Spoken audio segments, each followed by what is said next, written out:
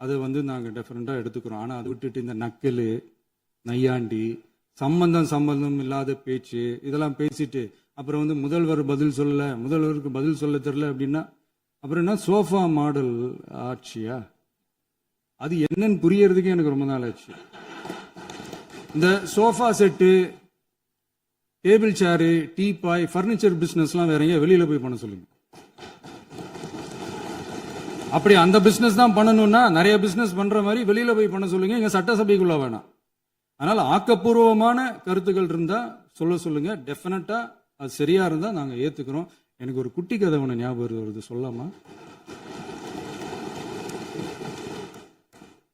ஒரு ஊர்ல ஒரு பெரியவர் வெயில் ரொம்ப ஜாஸ்தியா இருக்குன்னு சொல்லிட்டு கண்ணுக்கு மேல கை வச்சுக்கிட்டு இப்படி சுத்தி முத்தி தேடிக்கிட்டு இருந்தாராம். அப்ப கூட இருந்த ஒரு சின்ன பையன், என்ன தேடுறீங்க அப்படின்னு கேட்டானா. அதுக்கு அந்த பெரியவர் சொன்னாரா, அது ஒண்ணு இல்ல தம்பி,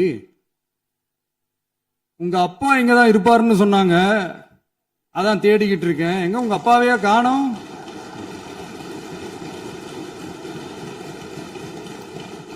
இல்ல, எங்களுக்கும் நக்கலா, நையாண்டியா, சம்பந்தம் இல்லாத குட்டி கதை இதெல்லாம் எங்களுக்கும் பேச தெரியும். அப்ப கூட இருந்த ஒரு சின்ன பையன், என்ன தேடுறீங்க அப்படின்னு கேட்டானா. அதுக்கு அந்த பெரியவர் சொன்னாரா, அது ஒண்ணு இல்ல தம்பி, உங்க அப்பா இங்கதான் இருப்பாருன்னு சொன்னாங்க, அதான் தேடிக்கிட்டு இருக்கேன். எங்க உங்க அப்பாவையா காணோம்?